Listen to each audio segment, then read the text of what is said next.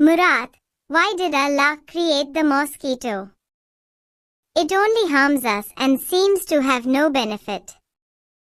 Maham, every creature has a role.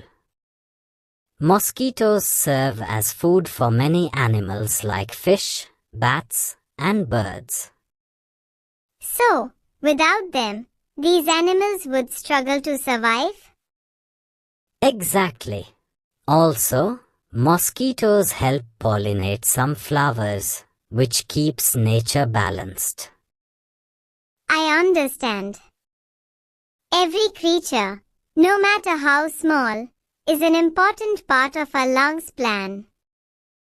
Yes, everything has a purpose, even if it is not obvious at first.